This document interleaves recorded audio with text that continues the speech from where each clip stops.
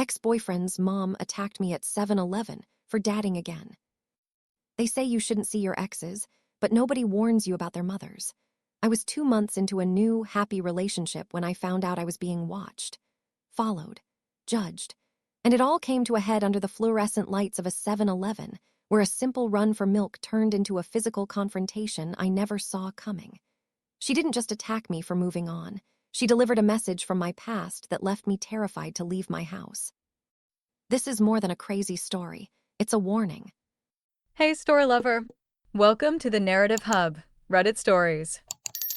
Believe me, this adventure gets wild, but it's only epic with you.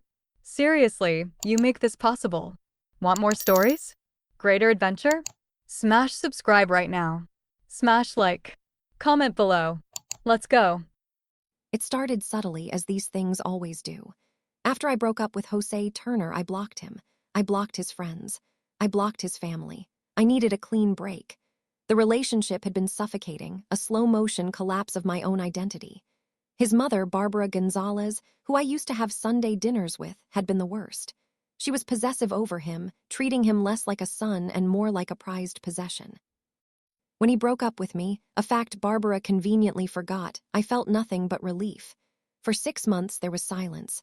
Blessed, wonderful silence. Then I met Zachary Collins, and for the first time in ages I was happy. I posted one photo, just one, me and Zachary laughing, holding coffees. That apparently was the signal for war. The judging began online. A new account with no followers and no posts suddenly watching all my public stories. Then a like on an Instagram photo from 3 years ago, from Barbara's account. An account I knew I had blocked. She must have made a new one just to find me. My stomach dropped. I made my profile private, but the damage was done. She knew I had moved on. A week later, I was driving home from work, and I saw a familiar dark blue sedan parked across the street from my apartment. The same one Barbara used to drive Jose around in. When I slowed, it pulled away. I told myself I was being paranoid. The feeling of being watched intensified. I'd be at the grocery store and feel a prickle on my neck, spinning around to see just a blur of someone turning down the next aisle. Then the text messages started. Not from her, but from him, Jose. "Mom is really upset, Jennifer," one read. I deleted it. Another came a few days later. "She just wants to talk. She thinks you disrespected our family." I blocked his number. But that was the part that scared me most. They were coordinating. This wasn't just a grieving mother. This felt like a plan. Zachary, my new boyfriend, was amazing. He told me to ignore them, that they were just trying to get a reaction. "She wouldn't actually do anything," he said. We were both wrong. It was a Tuesday night, just after 11. Zachary was working late, and I was at home, buzzing from a good day, finally feeling safe. We were texting back and forth, and I realized I was out of milk for my coffee the next morning. I figured a quick run to the 7-Eleven 2 blocks away was harmless. I slipped on my slides, grabbed my keys, and walked out into the cool night air. The store was bright, humming, and mostly empty. Just me, a clerk named Peter Edwards who looked about 16, and a man, George, buying a stack of lottery tickets. I felt a wave of calm. This was normal. This was what normal people did. I walked to the back, to the refrigerated section. The cold from the drink fridge door was still on my fingers when I felt a presence. I didn't even have time to turn. A hand grabbed my arm and I was spun around. It wasn't a robbery, it was her.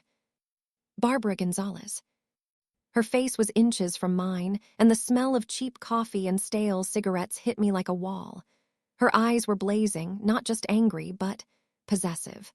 "I warned you," she hissed, and the words froze my blood. Before I could even register the buzzing fluorescent lights or the tinny music playing, she shrieked.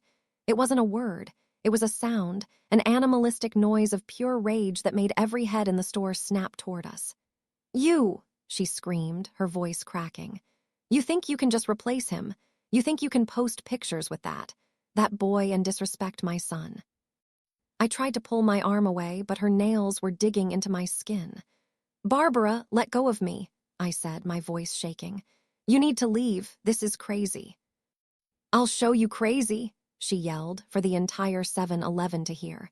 The man buying lottery tickets was just starring, his tickets forgotten. Peter, the clerk, was frozen, his phone halfway to his ear. This wasn't an argument, it was a public takedown. She lunged. I stumbled back, crashing into a display of hot Cheetos. Bags exploded open, orange dust puffing into the air. "You're disrespecting my family," she screamed, grabbing a handful of my hair. I screamed, a real, terrified sound. She swung her heavy purse like a weapon, catching me on the shoulder. Adrenaline surged through me. This wasn't a drama, this was an assault. "Get off me," I yelled, shoving her hard. She stumbled back, eyes wild. She looked like a freight train, completely off the rails. She grabbed the nearest thing, a giant, half-full Slurpee someone had left on a shelf. "You're nothing," she shrieked, and she hurled it. The ice-cold, sticky red liquid exploded all over me. It was in my hair, down my shirt, dripping from my face. The sheer shock of the cold, the public humiliation. I just stood there, dripping and shaking. The store was silent, save for the drip, drip, drip, of cherry Slurpee onto the linoleum floor. Barbara was breathing hard, her chest heaving.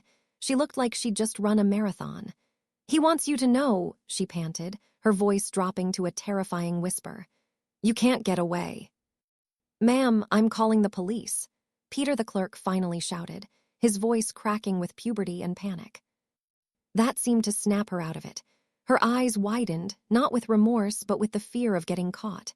She looked at me, covered in red slush, then at the clerk, then at the security camera mounted on the wall. She stormed toward the door, shoving past the lottery ticket guy. But just as her hand hit the door, it swung open. It was Zachary. He must have gotten off work early, seen my text, and decided to meet me.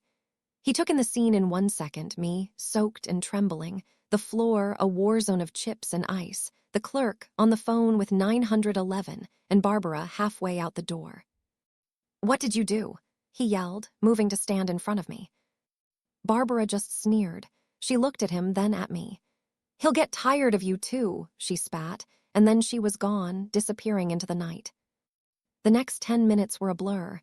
The police arrived. Statements were taken. Peter, the clerk, was a surprisingly good witness. "She was waiting for her," he said. "I saw her lurking by the coffee machine for 10 minutes before she even came in. She was waiting by the door." Waiting, tracking my location. My blood ran even colder than the Slurpee. The officers asked me if I wanted to press charges. My hands were shaking so bad I could barely hold the pen to sign the police report. "It's all on the security footage," one officer said, pointing to the little black dome. "We'll get her."